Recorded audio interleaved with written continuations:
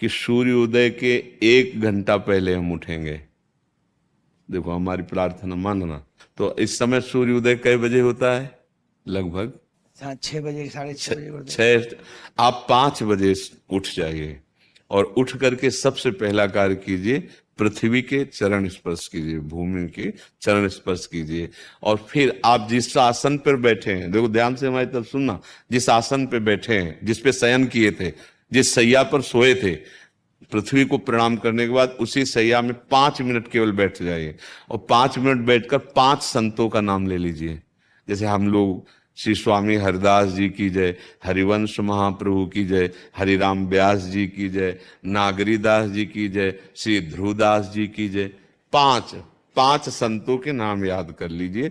इसके बाद नीचे उतरिए और पहले जो अपने माता पिता, अगर वो शयन कर रहे हैं तो कोई बात नहीं है, अगर वो शयन नहीं कर रहे हैं तो पहले जाकर माथा रखकर उनको प्रणाम कीजिए। इसके बाद आधा लीटर या पौन लीटर जितना आप जल पी सकते हैं, उस जल को आप हल्का सा गर्म करवाइए अपने माता पिता से, जो भी आपकी सेवा में हो, या अगर आप स्वयं कर सकते हो तो स्वयं हल्का सा। अगर 500 ग्राम पी जाए तो और अच्छी बात है, और इससे ज्यादा पी जाए तो अच्छी बात है। वज्रासन में बैठना आता है? वज्रासन जानते हो आप लोग? देखो वज्रासन, वो देखो बैठ रहे हैं, ये दोनों पैरों को ऐसे करके इससे बैठकर जल पिया जाए। ये आपके ब्रह्मचर्य की रक्षा करेगा, कब्ज नहीं होने देगा और आपके मस्तिष्क की गर्मी को ठंडा करेगा। ऐसे वज्रासन में बैठकर धीरे धीरे 5 या 10 मिनट में जल पिया जाए, एकदम न पिया जाए। गिलास में लेकर के 500 ग्राम जल धीरे धीरे उसको पिया जाए। फिर इसके बाद आपको 100-200 कदम टहलना है। फिर इसके बाद आप शौच जाइए। शौच, अगर आपका पेट साफ हो जाता है, अगर नहीं साफ होता है, कोई ऐसी परेशानी लगती है, तो 1 चम्मच ईसबगोल की भूसी और छोटी हर का आधा चम्मच अगर रात्रि में दूध से या पानी से ले ले तो वो बार बार शौच नहीं लगाएगा, पर आपकी आंतें साफ हो जाएंगी।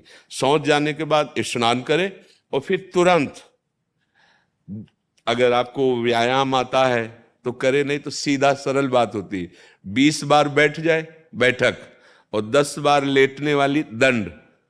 और इसके बाद जो अनुलोम विलोम, जो इससे खींचे इसे छोड़ दे, इससे खींचे इसे छोड़ दे, इसके बाद दोनों हाथ ऐसे करके 7 बार ऐसे करे, सीधा खींचे और सीधा छोड़ दे। इतना ही तुम्हारे लिए प्राणायाम की आवश्यकता है।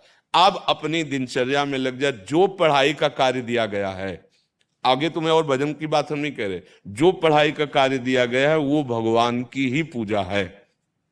आपकी दिनचर्या जो आपको अपने गुरुजी या टीचर जी को जाके प्रमाणित करनी है, कल जो पढ़ाई गई थी आज के लिए, वो आप सुबह सुबह उस समय व्यायाम के बाद, तो आप देखना आपकी स्मृति बहुत प्रवीण हो जाएगी।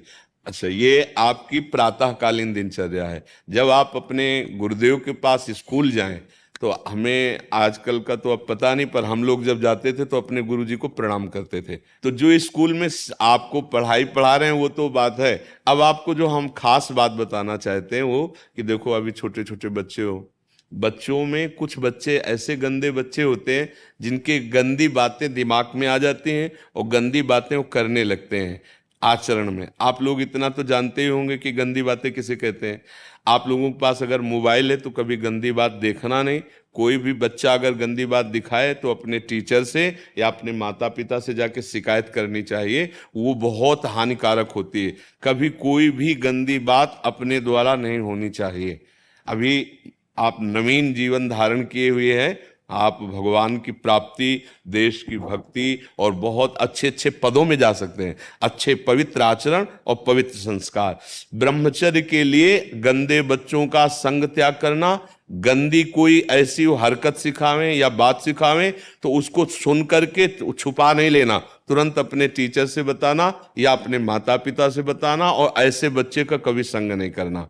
और रात्रि के सोते समय ये जरूर ध्यान देने वाली विशेष बात है, रात्रि के सोते समय जो भगवान का नाम प्रिय, जैसे इन लोगों ने आप लोगों को बताया राधा वल्लभ श्री, तो सोते समय बस प्रार्थना करो कि हे प्रभु, आज दिन हमारा जो भी गलती हुई हो वो हमको आप प्रार्थना करते हैं कि आप हमें समझाओ क्या हमसे गलती हुई। अगर पूरी दिनचर्या में ऐसा लग रहा है हमसे कोई गलती नहीं, तो भगवान सुबह से अभी तक हम सोने जो जा रहे हैं ये पूरा समय आपको समर्पित।